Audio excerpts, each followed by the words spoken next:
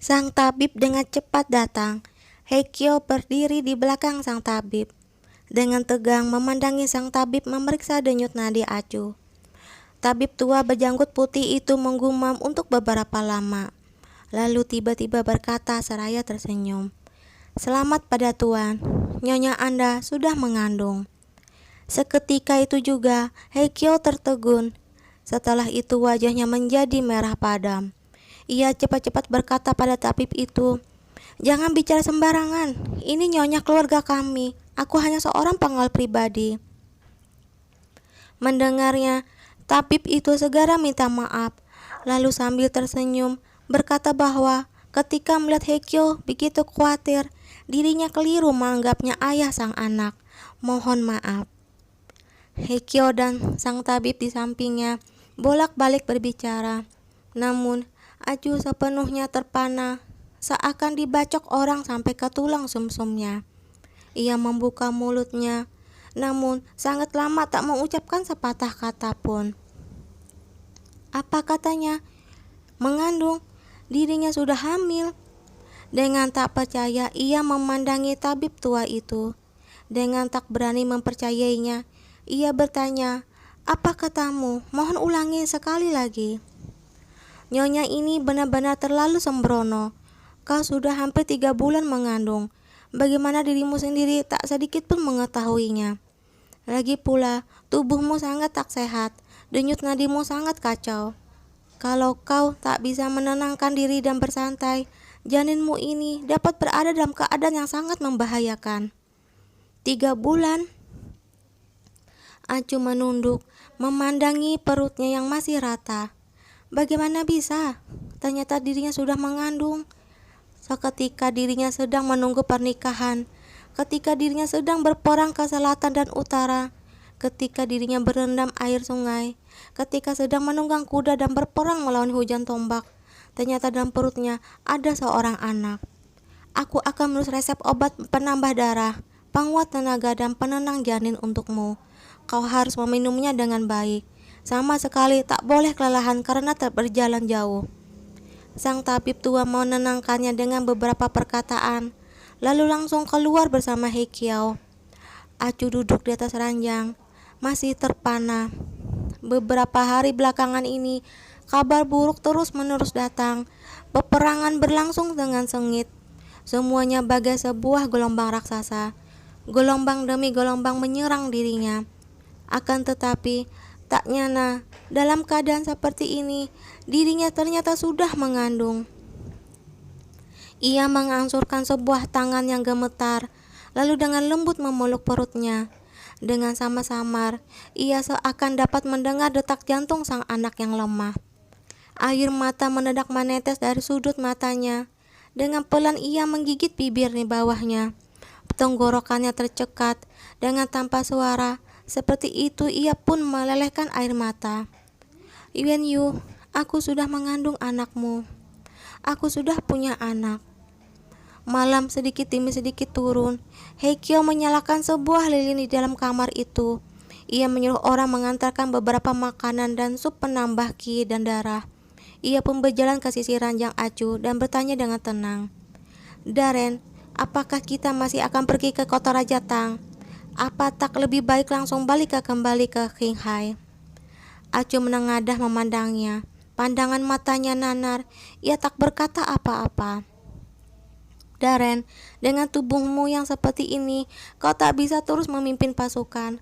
Kalaupun kau tak memikirkan dirimu sendiri, kau harus memikirkan tuan muda keempat dan anak dalam perutmu." Begitu mendengar perkataannya, Acu terguncang. Ia menunduk dan memandangi perutnya sendiri, lalu terus terdiam. Setelah agak lama, ia baru mengangkat kepalanya, lalu berkata dengan lirih, "Heikyo, aku sudah menipunya sekali." Heikyo tercengang, tak tahu siapa yang sedang dibicarakan Acu. Ia pun bertanya, "Daren, kau bicara tentang siapa?" "Aku sudah menipunya sekali." Sinar mata Acu tenang dan berkabut. Dengan tenang ia memandangi api lilin itu, lalu berkata padanya, "Aku tinggal di sisinya untuk melindunginya, tak membiarkan orang lain menganiaya dirinya lagi, tapi aku tak melakukannya. Dia sudah tak punya ayah ibu lagi. Kalau aku memikirkan anakku sendiri, siapa yang memikirkan dirinya? Haikyo tiba-tiba paham. Ia tahu bahwa Acu sedang membicarakan Kaisar Tang. Li Qiuyi sambil mengernyitkan keningnya, ia berkata, "Daren, keadaan sudah menjadi seperti sekarang. Situasi tak bisa kau balikan dengan kekuatanmu seorang diri. Walaupun kau waktu ditinggal di Biantang, kau belum tentu dapat menghentikan masalah hal ini. Tubuhmu tak sehat, kau harus benar-benar menghindari berpikir terlalu banyak. Jangan menimpakan segala masalah di pundakmu." Acu menengadah, lalu menarik napas dalam-dalam. "Haikyo, di dunia ini ada beberapa tanggung jawab yang tak bisa dihindari." Sudut-sudut mulutnya merekah. Dengan tenang ia berkata, "Aku sudah menerima budi besar dari Lice, menerima budi besar dari Biantang. Sekarang saat membalasnya telah tiba. Kupikir kalau aku membiarkan anak itu dalam keadaan berbahaya dan tak memperdulikannya, di masa datang anakku pun akan memandang rendah diriku." Ia duduk tegak, memakai sepatu, berjalan ke samping meja dan mulai makan. Setelah selesai makan, ia pun minum obat dengan patuh. Di bawah cahaya lilin, ia nampak amat kurus dan rapuh, di mana nampak seorang ibu yang sedang hamil 3 bulan. "Kau jangan khawatir, tak akan terjadi apa-apa." Haikyo memandanginya. Untuk sesaat, ia tak tahu Acu sedang berbicara pada siapa. Apakah pada dirinya sendiri, atau pada anak di dalam perutnya, atau pada Kaisar Tang yang sekarang. Angin malam agak dingin, bertiup menggoyang ranting-ranting pohon liu di balik jendela. Tanah air Biantang masih seperti dahulu, namun langkah peperangan sudah dekat. Pada saat yang sama, di kemah besar gerbang Baizi, Yan Kun yang mengenakan jubah hitam kelam duduk dengan tegak di depan. Di bawahnya terdapat belasan wanita muda cantik yang baru diantar oleh para hartawan setempat.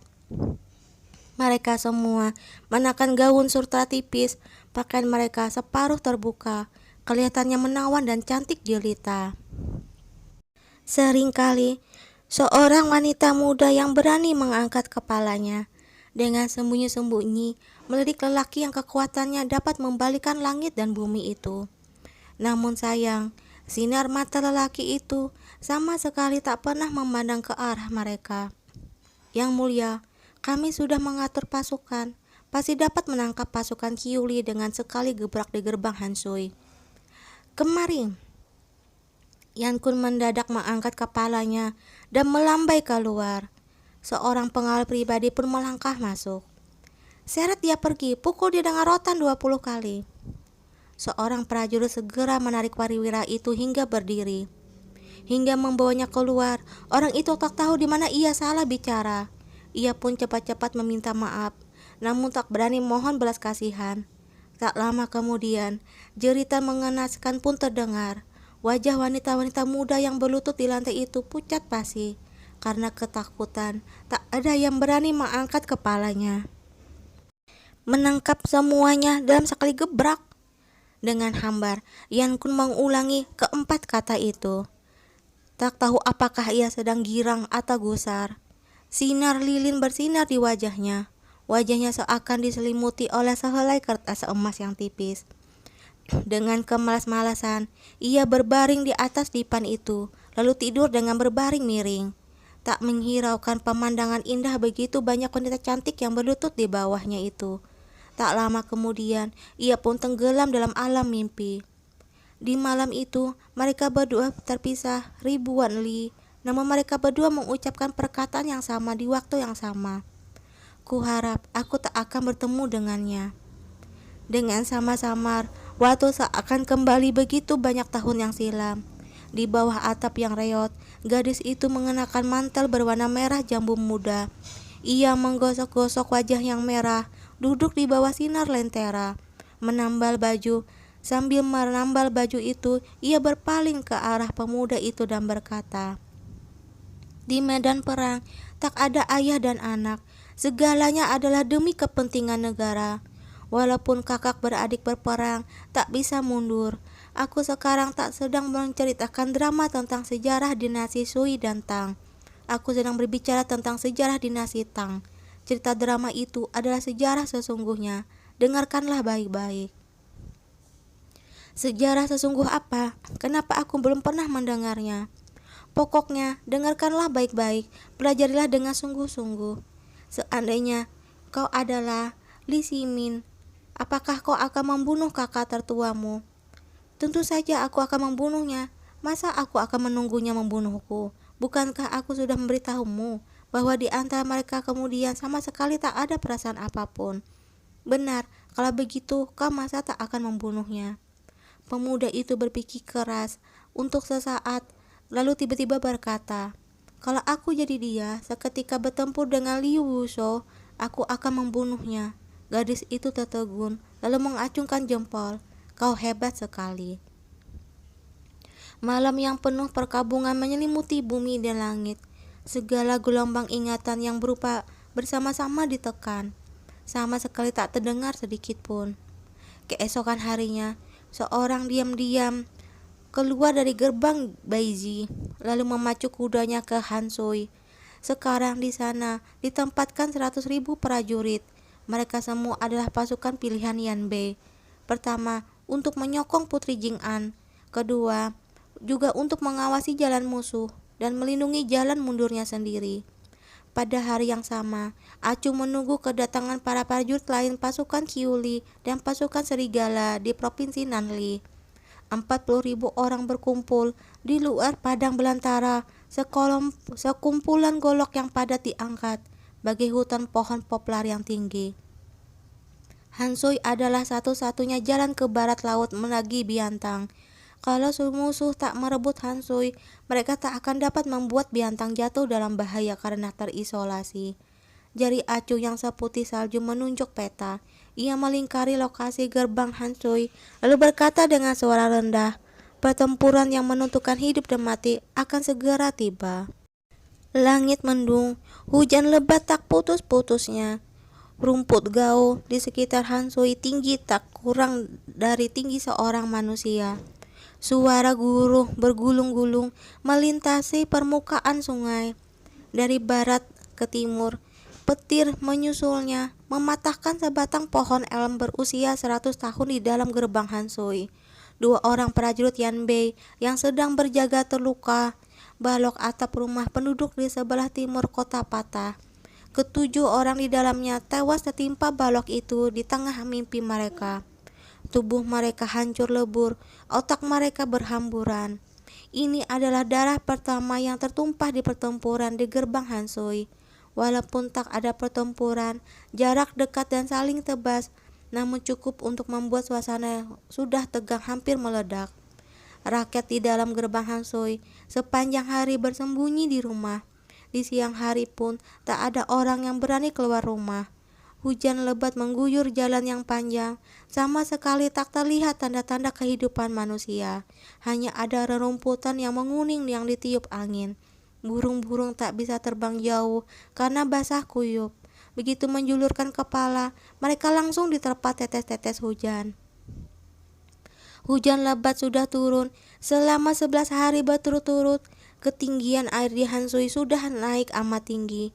Cuaca luar biasa. Kawanan burung terbang di utara. Setiap malam tiba, dengan sayup-sayup terdengar suara lolongan serigala.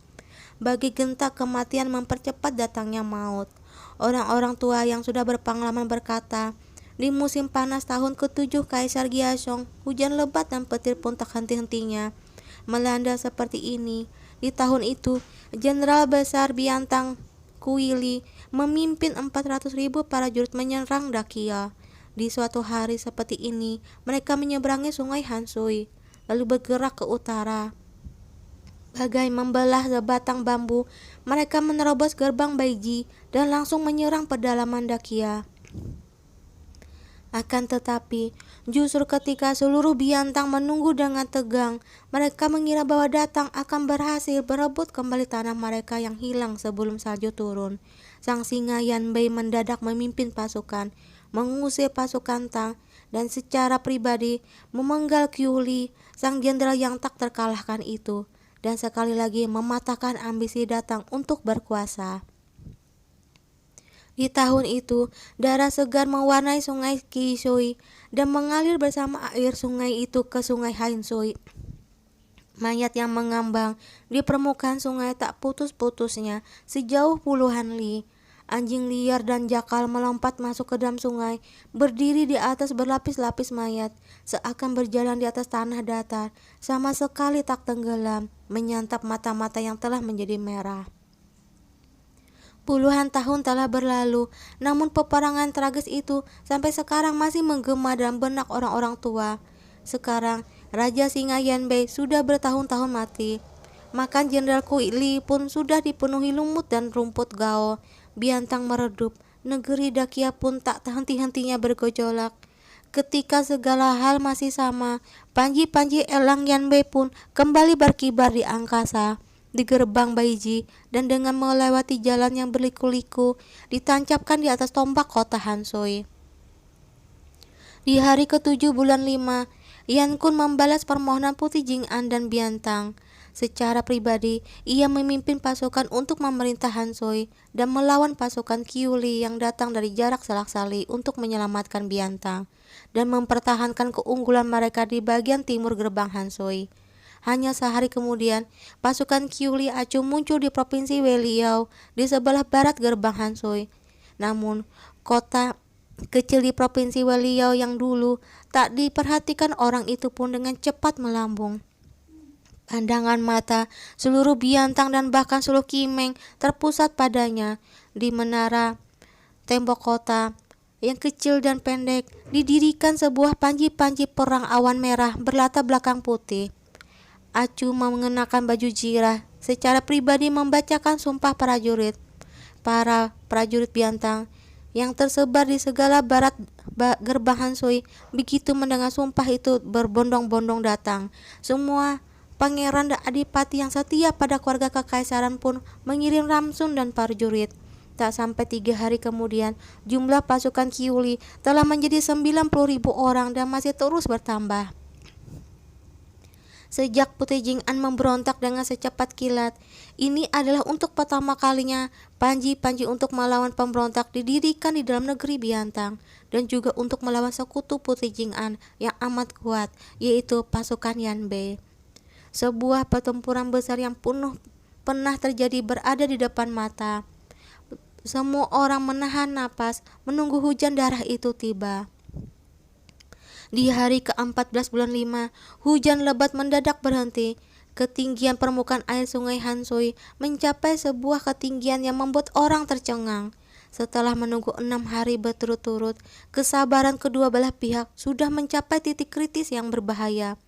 Walaupun para perwira di kedua belah pihak tahu bahwa penantian semacam itu diperlukan, akan tetapi membiarkan ratusan ribu prajurit berada dalam jarak yang begitu dekat, namun tak melakukan apa-apa seperti ini adalah suatu tindakan yang sangat berbahaya.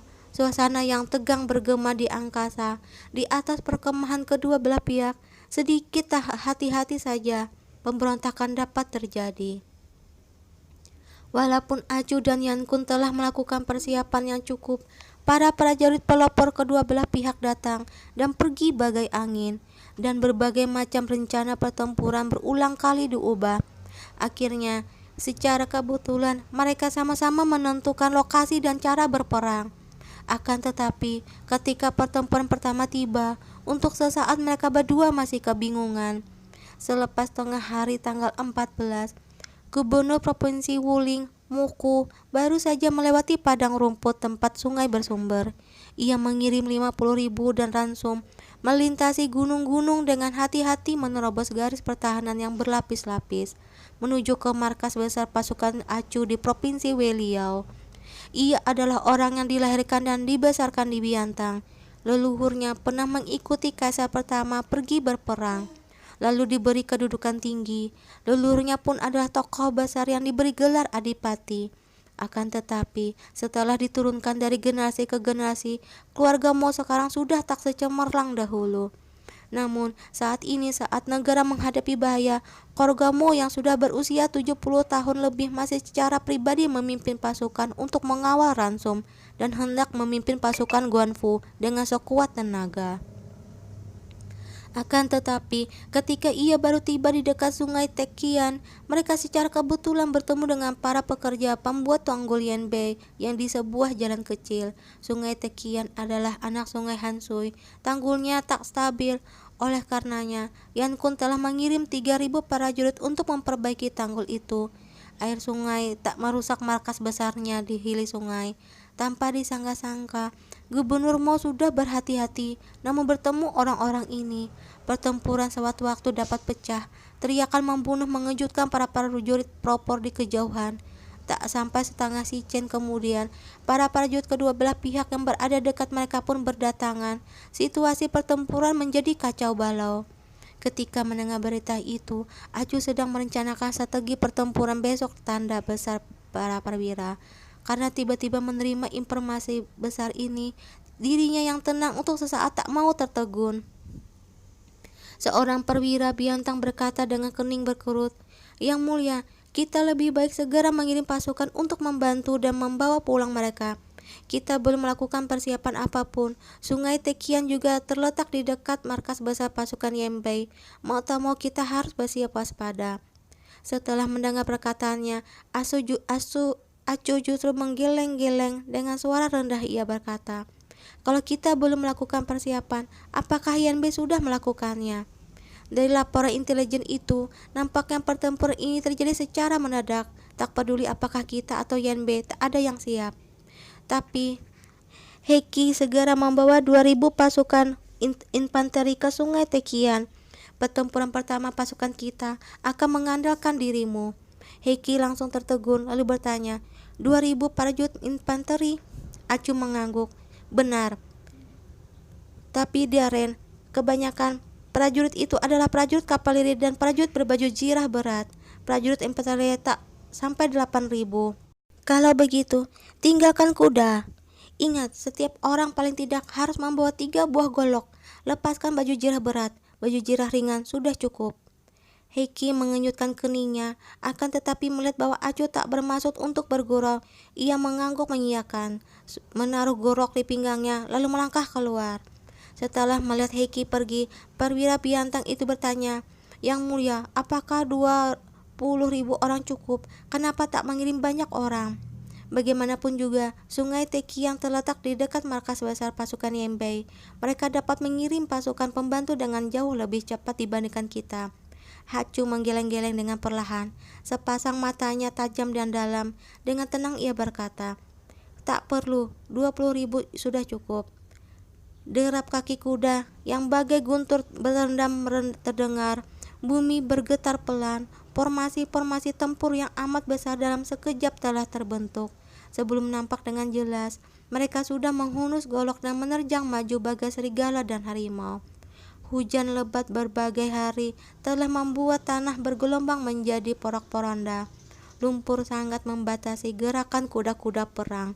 Kedua belah pihak bertemu. Tubuh para prajurit di garis depan beradu. Golok menebas seakan gila. Suara dentingnya bagai guntur yang tiba-tiba terdengar di tanah datar.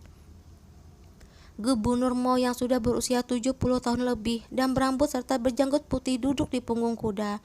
Wajahnya merah padam. Tangannya menggenggam golok. Pengawal pribadinya menarik tali kekang kudanya sambil berseru keras-keras, "Gubernur, cepat lari!" Namun ditinju olehnya hingga jatuh ke tanah. Gubernur tua itu mengangkat goloknya tinggi-tinggi lalu berseru, "Bunuh musuh, lindungi negara!" Ia memacu kudanya dan menerjang ke depan, memimpin pasukannya. Walaupun tubuhnya ditebas belasan anak panah, ia masih tak mundur. Para prajurit bawahannya mengikuti di belakangnya. Di antara mereka terdapat putranya sendiri, cucunya yang berusia 30 tahun lebih, dan cicitnya yang usianya tak lebih dari 16 tahun. Saat Heki dan pasukan tiba, pertempuran sudah mendekati akhirnya. Para perwira provinsi Wuling bergerak untuk keberanian para jenderal mereka. Mereka yang hanya berjumlah ribuan orang itu melawan pasukan berkuda musuh yang berjumlah beberapa puluh ribu. Saat ini tenaga mereka sudah hampir habis. Tanpa berkata apa-apa lagi, Heiki langsung memimpin pasukannya untuk menerjang membunuh musuh. Setelah dilanda pertempuran sebelumnya, tempat di tepi sungai Heikian ini sudah menjadi kubangan lumpur. Kuda-kuda perang terperosok di dalamnya. Pasukan berbaju jirah berat Yanbei terpaksa melompat turun dari kuda mereka dan bertempur dengan pasukan infanteri pimpinan Heiki. Akan tetapi, kelebihan pasukan berbaju jirah berat adalah ketika bertempur di atas kuda di tanah datar, mereka bertempur di lumpur seperti ini. Baju jirah berat mereka sangat membatasi gerak mereka. Para prajurit dan kuda mereka porak-poranda, teriakan membunuh dan jeritan mengenaskan bercampur menjadi satu. Pemandangan itu bagai bubur yang sedang direbus. Kilau golok secemerlang salju, ganas awan kelam menyelimuti sang mentari. Burung-burung memekik pilu, cahaya merah darah menyelimuti bumi dan langit. Akhirnya, pasukan Yanbi menyadari kelemahan mereka. Seorang prajurit yang pandai menanggalkan baju jirah beratnya. Akan tetapi, di saat yang kritis seperti ini, orang tak bisa lengah sedikit pun. Tanpa penunggunya menanggalkan mantel, mata golok pencabut nyawa sudah menebas lehernya. Yan Kun duduk di tenda utama markas pasukan.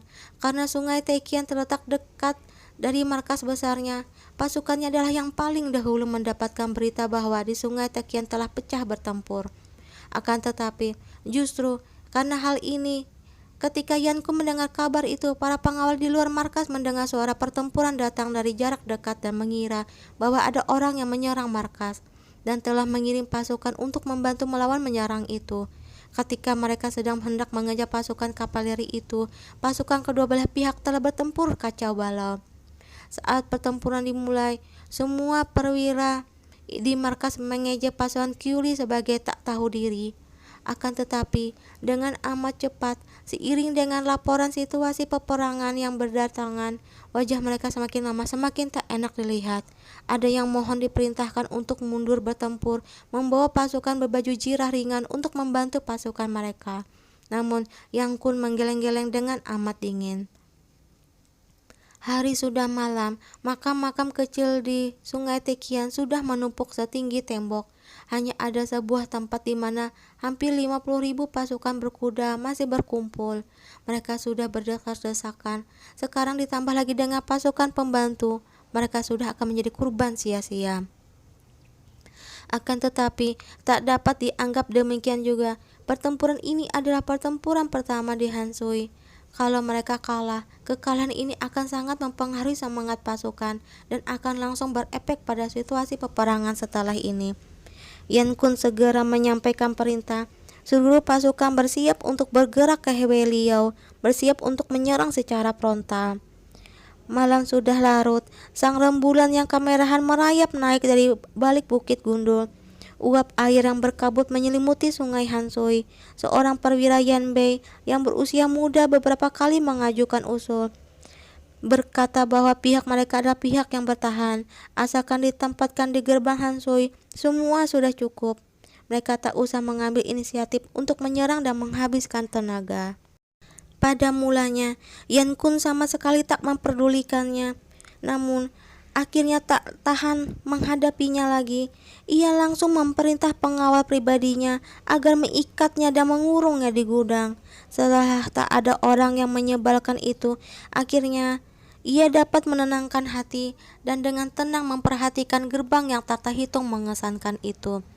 Perwira itu tak paham, banyak sekali orang yang tak paham. Bahkan begitu banyak jenderal besar yang telah mengikutinya berperang ke selatan dan utara pun mungkin tak memahami maksudnya saat ini. Sebenarnya ketika pasukan Kyuli mendirikan panji-panji pelindung ibu kota, kalau mereka hendak cepat-cepat pergi ke ibu kota dan mengalahkan pasukan Putih Jing'an yang mengepung ibu kota, mereka harus menerobos gerbang Hansui. Hal itu berarti bahwa asalkan dirinya sendiri menjaga gerbang Hansui, ia pasti akan mempunyai kesempatan untuk bertempur dengan pasukan Kyuli. Dan dengan menjadi pihak yang bertahan, harga yang harus dibayar pun lebih sedikit daripada menjadi pihak penyerang. Akan tetapi, sekarang pasukan yang dipimpinnya mengambil inisiatif untuk menyerang, menjadi pihak penyerang. Hal ini mungkin sulit dimengerti oleh banyak orang. Akan tetapi, hanya dirinya sendirilah yang memahami situasi yang dihadapinya saat ini. Gerbang Hansui masih merupakan kota terpenting di Yantang dan juga merupakan kota yang paling banyak penduduknya di Kimeng. Wilayahnya luas, rakyat yang tinggal di dalamnya tak kurang dari 1 juta orang. Dirinya pun dapat dengan mudah mendudukinya tanpa mendapatkan perlawanan apapun. Karena pertama, sebelum ia telah melepaskan bandit berkuda ke dalam wilayah Dakia, kabar tentang bagaimana mereka membunuh tanpa pandang bulu dengan sangat kejam tersiar keluar. Kedua, karena sampai sekarang pasukan Yan Bei belum terkalahkan. Selain itu, dirinya secara pribadi memimpin pasukan sehingga membuat orang-orang ini ketakutan. Ia tahu dengan kekuatan dirinya dan Putri Jing'an, pada dasarnya mereka tak dapat mengalahkan angkatan bersenjata Biantan dengan telak. Dahulu, Raja Luo dari Meisan telah bersiasat selama 10 tahun lebih, namun masih dikalahkan oleh Li Ce. Sekarang, dirinya adalah kekuatan terisolasi yang masuk ke dalam wilayah musuh, di mana bisa memusnahkan sebuah negara kuno berusia 1000 tahun itu. Ia dengan jelas memahami bahwa sekarang di sebelah barat Hansui ada beberapa puluh pasukan besar yang sedang dengan diam-diam menonton. Mereka semua sedang menunggu dirinya bertempur dengan pasukan Qiuli. Begitu dirinya nampak kelelahan, mereka pasti akan berduyun-duyun datang menggerumuninya. Oleh karenanya, pertempuran Sungai Tekian nampak sangat penting. Walaupun skalanya tak besar, namun pertempuran itu adalah suatu kekalahan yang tak dapat diperdebatkan lagi. Saat ini hanya dapat ditutupi dengan sebuah pertempuran yang lebih besar lagi. Dan kalau dirinya memimpin pasukan keluar dari gerbang untuk menyerang, ia pun akan dapat menunjukkan kekuatan pasukan Yan Bei. Acuh, walaupun pertempuran Sungai Tekian tak disengaja, namun kepandaian memang lebih tinggi. Di bawah tirai malam, Yan Kun duduk di kereta perang kekaisaran. Di depannya terdapat 8 ekor kuda perang Yan Bei yang seluruhnya berwarna hitam. Ia mengenakan jubah istana yang sehitam tinta. Ia sedikit mengangkat dagunya. Matanya yang terpicing memandangi menara gerbang kota yang tersembunyi di tengah kegelapan itu. Seorang gadis penari yang kulitnya bagai madu dan matanya mempesona bagai sutra berlutut di kereta itu. Punggungnya yang mulus bagai domba putih bersih, penari itu mengangkat kepalanya, tangannya mengusung secawan anggur kelas 1. Ia mengangkatnya tinggi-tinggi, lalu berkata sambil tersenyum menawan, "Selamat atas kemenangan besar Yang Mulia, mencabik-cabik pelacur dalam kota itu, dan mengusung nama besar Yan Bei-ku." Yang Kun memandang ke bawah dengan tenang meliriknya. Seulas senyum hambar muncul di sudut-sudut bibirnya. Dengan keasal ia berkata, "Kau adalah rakyat Yan Bei-ku." Gadis penari itu tertegun lalu cepat-cepat berkata, "Hamba asli orang Hansui, akan tetapi sudah lama memuja nama besar Yang Mulia. Sekarang hamba berada di sisi Yang Mulia, maka sudah menjadi orang yang mulia dan tentu saja menjadi orang Yan Bei." Senyum Yan Kun semakin lebar. Ia berkata, "Negaramu kuserang dan kududuki, rekan-rekan setanah airmu kubantai, tapi kau masih berkata bahwa kau adalah orangku. Sepertinya kau benar-benar setia padaku." Melihatnya senang, gadis penari itu langsung kegirangan. Ia cepat-cepat memanfaatkan keadaan itu dan berkata, "Tentu saja, hamba adalah orang yang mulia. Asalkan Yang Mulia mau, hamba bersedia melakukan apapun juga untuk mulia." "Apapun?" Yan Kun bersendiri mengangkat alisnya. "Benar." Mata gadis penari itu bagai air, sepasang bibirnya penuh bagai madu yang dapat dicubit. Dadanya montok menempel di kaki Yan Kun, pinggangnya meliuk-liuk bagai ular air. Ia menggigit bawah bibirnya lalu berkata dengan lirih, "Apapun juga." Yan Kun tertawa terbahak-bahak, lalu berkata pada para pengawal di kedua sisinya. Ia berkata, "Dapat melakukan apapun juga untukku. Kalau begitu, bantu ia melakukannya. Ketika ia menyerang kota Welio, biarkan dia memimpin di garis depan." Begitu ia selesai bicara, kedua pengawal di kedua sisinya langsung menarik sang penari hingga bangkit. Wajah wanita itu langsung menjadi pucat pasi. Ia cepat-cepat berseru, "Yang Mulia, ampuni jiwaku Yang Mulia. Hamba adalah seorang wanita lemah. Bagaimana bisa menyerang musuh? Ampuni jiwaku yang mulia.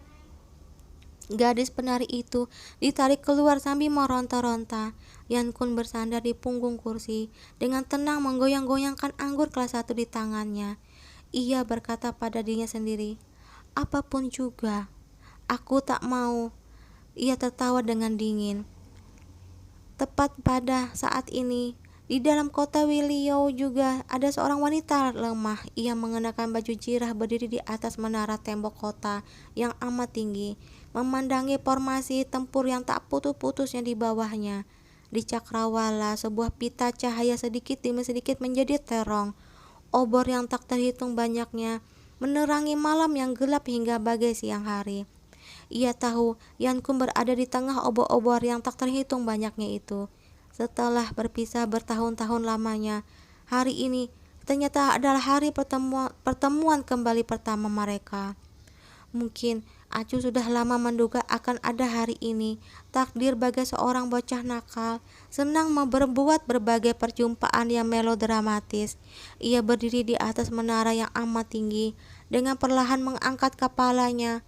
Angin malam meniup tubuhnya, mengangkat rambut di pelipisnya. Obor menerangi angkasa hingga merah bagai api.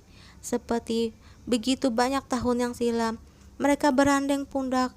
Pedang dalam genggaman mereka serentak menebas, menghancurkan jeruji sangkar, membuka sebuah jalan keluar yang bersimbah darah. Andaikan telah menduga akan ada hari ini, mereka saat itu apakah masih akan bergandengan tangan? Ia memejamkan matanya dengan perlahan, raut wajahnya tegas, sudut-sudut matanya bagai bunga es. Dunia bagai air danau yang bergejolak, siapapun tak dapat menduga kapan gelombang akan menerjang. Ia menggenggam erat goloknya.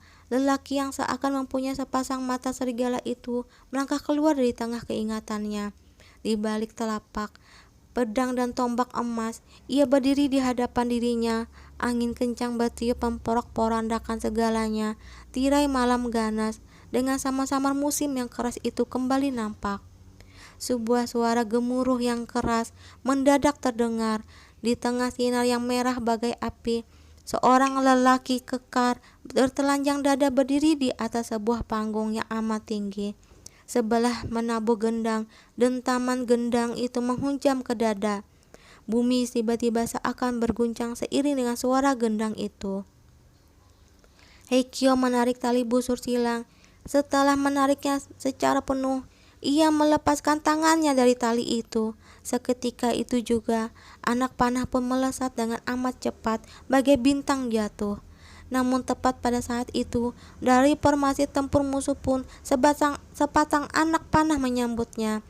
Anak panah itu datang dengan lebih cepat, dengan cepat menubruk dengan wajah anak panah Heikyo. Tak lama kemudian, bagai meremas ranting kering, anak panah itu membelah anak panah Heikyo menjadi dua, lalu melesat ke arah mereka tanpa kehilangan tenaga. Begitu melihatnya, dan enteng Acu mengeluarkan sebilah pisau terbang, lalu melemparnya. Pisaunya memukul anak panah itu hingga kedua belah serentak jatuh. Sorak-sorai serentak berkumandang di tengah kedua pasukan itu.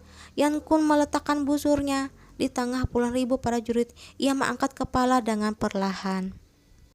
Aroma mawar menguap di tengah angin malam.